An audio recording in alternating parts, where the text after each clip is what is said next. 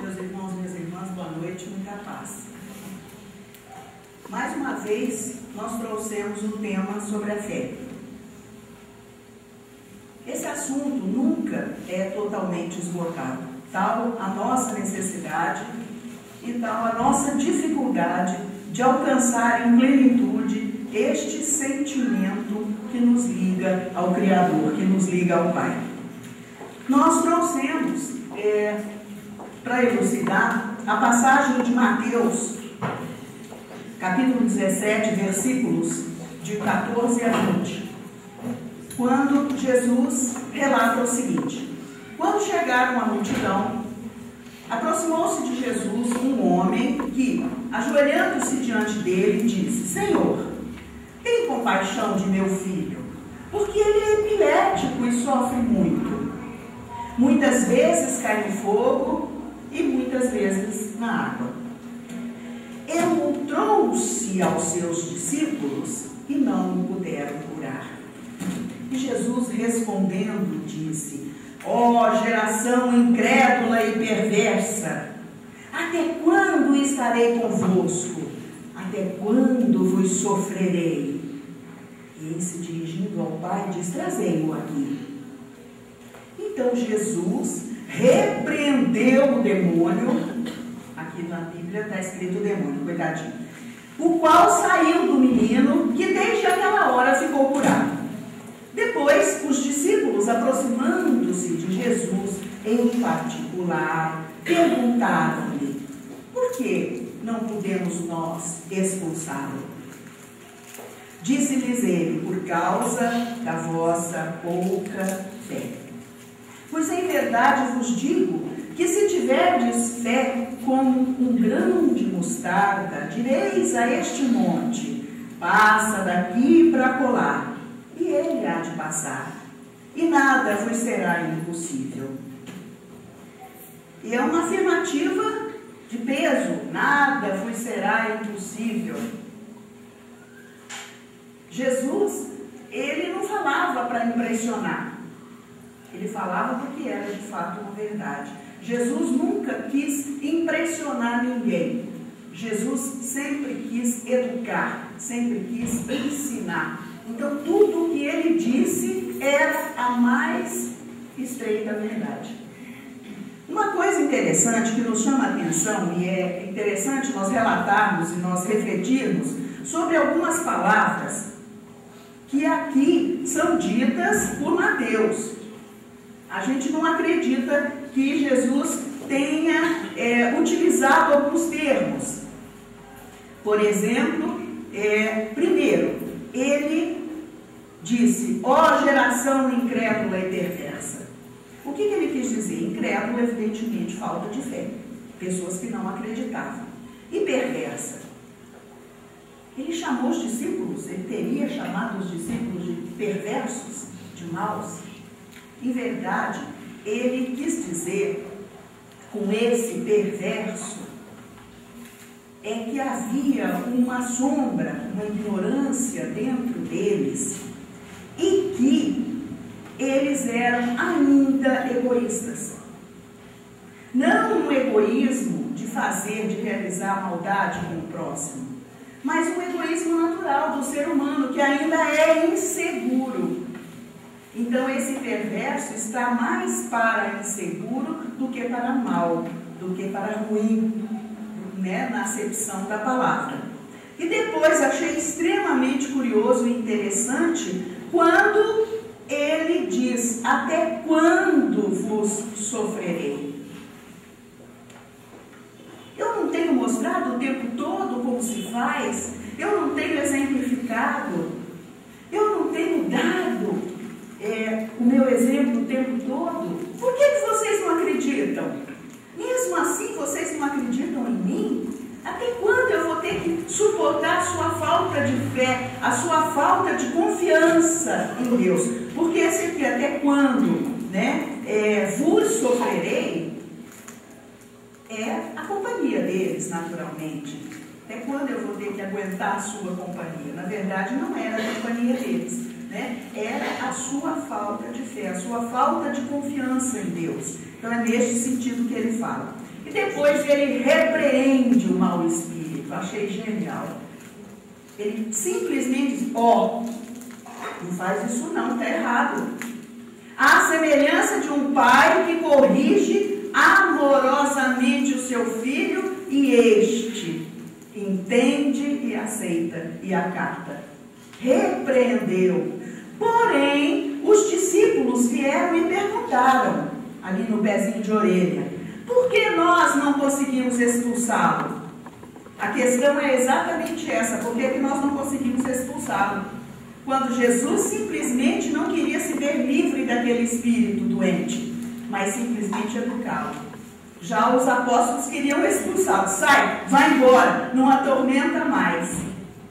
Então a nossa grande diferença é que nós queremos nos ver livres daquilo que nos incomoda, ao invés de termos um outro ângulo da questão, ensinar aquele que está errado.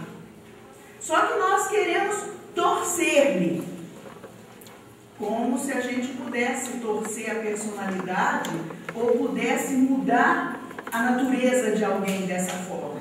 Então o que é que nós temos que fazer? A semelhança de Jesus, exemplificar infinitamente, aguardando que o próximo, ainda ignorante, ainda egoísta, ainda inferior, vá assimilando devagarinho, né? Então por isso eles não conseguiram de fato, porque a gente não expulsa ninguém. Somos todos irmãos, como expulsar alguém, né? Então ele repreendeu, chamou a atenção, puxou a orelha: ó, não faz isso não, né? Mas, e aí ele diz que se tivéssemos a fé do tamanho de um grão de mostarda, eu estava estudando, olhando na internet, esse grão de mostarda é de um pé de mostarda preto, cor preta, negra. Então diz que essa mostarda, ela é tão pequenininha, e aparece a fotografia do grãozinho da mostarda na mão de uma pessoa, ela é mínima. E Jesus diz que a nossa fé nem chega ao tamanho do grão dessa mostarda. Como nós ainda temos que aprender, como nós ainda temos que aprender a gostar, a aceitar e a acreditar em Deus, nosso Pai. Leon Denis vai nos explicar o seguinte em seu livro O Problema do Ser, do Destino e da Dor, que a vida é um foco imenso de vibração a encher o universo e cujo centro está em Deus. Ele começa falando dessa forma. E vai se referir a nós, seres, filhos de Deus, como um foco de vibração a variar, aumentar de amplitude e intensidade, consoante o seu grau de elevação. Então, dependendo do nível de elevação, nós sabemos que as nossas manifestações se fazem através de vibrações. Então, nesse éter, que é a vida, quando nós pensamos, o nosso pensamento é força que agita o meio onde nós nos encontramos. Este pensamento agita, é uma vibração, vibra. Então, na medida em que vamos tendo conhecimento, na medida em que vamos experimentando, em que vamos aprendendo, desenvolvendo o nosso potencial, a nossa inteligência vai desenvolvendo a sua acuidade, nós vamos tendo uma inteligência, um raciocínio ágil, rápido, em que vamos aprofundando os assuntos, a nossa vibração alcança mais longe e tem um poder de sensibilização maior, de penetração maior naquele que nos ouve. Então, à medida que nós desenvolvemos o nosso potencial, é isso que o Leon Denis fala, aumenta a amplitude, a intensidade, né? Então, como nós vamos chegar na ciência? É através da ciência que o nosso pensamento descobre coisas. Descobre coisas. No princípio, no começo, tudo era difícil. No começo da humanidade, né, na idade ainda da infância espiritual da humanidade, tudo era muito difícil. As manifestações religiosas do homem tinha que ser baseado em coisas simples e dentro da sua capacidade de entendimento, de alcance. Então, primeiro, eram os cultos baseados na natureza, na mulher, nessa capacidade de criação da mulher e, consequentemente, da natureza, que eles não entendiam. Até hoje é difícil a gente entender, né? Como é que a gente produz um ser, como é que a gente cria. Imagina naquelas criaturas ainda tão infantis, a descoberta do fogo. Como a sua mente vibrou o fogo. Então, ao mesmo tempo que era uma coisa extraordinária, atraente, era uma coisa que passava medo, porque queimava, destruía. Hoje ainda, com as grandes queimadas, ainda é difícil do homem dominar o fogo. Imagina naquela época, que pânico que causava. Aquele Deus que iluminava, mas que destruía. Então, assim, a mente humana, a inteligência, o raciocínio vai se desenvolvendo. Depois o homem descobriu que ele podia rodar. Muito mais fácil do que andar, né? Que coisa boa, que delícia rodar, né? Depois ele tratou de fazer alguma coisa mais avançada, não simplesmente com a roda, com as suas forças, né? Foi botar motor naquela roda, enfim, e aí foi crescendo. E é curioso que em 721 a.C. foi descoberto um cristal de rocha que, laminado, tinha propriedades de ampliação. E aí, o mundo pequenininho começou a ser visto de outra forma. Olha, aqui onde eu achei que não tivesse nada, tem alguma coisa, tem vida. Olha que descoberta extraordinária, e a nossa mente crescendo, né, em amplitude, em intensidade. Como é que isso acontece? Qual o mecanismo, esse movimento, como ocorre dentro de nós? Ainda Leon Denis, no livro O Problema do Ser, do Destino e da Dor, ele diz o seguinte, que as ideias novas, quando são assimiladas por nós, realizam aquilo que ele chama de abalo vibratório, o choque. Olha, isso, a descoberta. Gente, o homem foi à lua, você fica matutando. Como é que será que aquele foguete foi construído? Né? Como é que se descobriu aquele tipo de roupa para que se pudesse andar? As descobertas. Isso é um abalo que a nossa mente, o nosso ser sofre. E na medida em que vamos refletindo sobre aquela nossa descoberta, em que vamos curiosamente buscando questionamentos em cima daquela descoberta, outras virão, né? Outros descobrirão outras coisas, nós vamos estabelecendo um novo ritmo vibratório em nós, que depois de bem assimilado, depois de bem metabolizado essas informações dentro de nós vamos nos tornar outras pessoas. E é curioso que a gente fala que os jovens já nasceram sabendo hoje, é um fato. Eles trazem uma carga de conhecimento hoje muito maior do que quando eu nasci. Se eu já tinha uma certa acuidade mental, eu vejo as minhas netas. A minha primeira neta, ela sabia tudo de computador sem nunca ter aprendido. Eu dizia, como é que você consegue fazer isso? Ah, avó, eu aproximo a setinha num lugar e naquele lugar salta o que eu preciso fazer ou o que aquilo representa. Eu não era capaz de enxergar isso. Ela via a setinha, né? Aproxima, ela mostra, salta o que aquilo representa, o que a gente pode fazer. Eu não sabia, mas ela já sabia intuitivamente. Era um conhecimento que ela já tinha adquirido. São os jovens, os espíritos que chegam agora, não necessariamente quer dizer que eles sejam bons, moralmente melhores do que nós. Podem ser, Podem, mas não porque trazem um conhecimento intelectual maior do que o nosso. Moralmente, né, o mais velho pode, não quer dizer que é.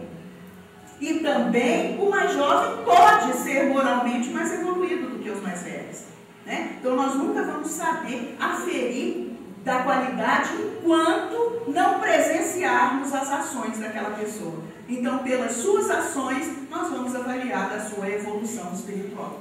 Se são ações que trazem boas consequências, espírito melhor.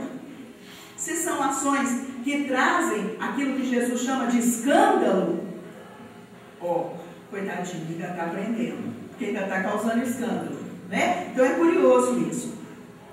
Leon Denis vai dizer que à medida que nós vamos conhecendo, que nós vamos descobrindo, que nós vamos associando pela nossa inteligência e concluindo por nossa conta um número de coisas, ele diz que a nossa vontade é levada à mais alta intensidade e que esta vontade vai se tornar uma força motriz que alcança, põe em movimento as potências adormecidas da alma, as nossas potências adormecidas, que o sentido psíquico e as faculdades transcendentais começam a aflorar em nós. Nós começamos a perceber coisas diferentes e aí começamos a mudar o foco da nossa fé, da nossa crença, porque percebemos mais.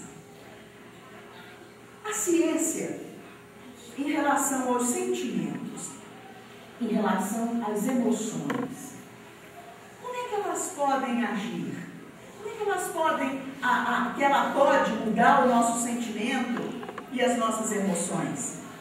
Vocês se lembram que certa vez Simão Pedro, se aproximou de Jesus e disse, se lembrando de que havia sido provocado, de que havia sido ofendido, de que estava por aqui, perdendo a paciência, já incomodado com as atitudes de seus companheiros, magoado, enfim, e ele vai e chega e pergunta a Jesus, Senhor, quantas vezes devo perdoar o meu irmão?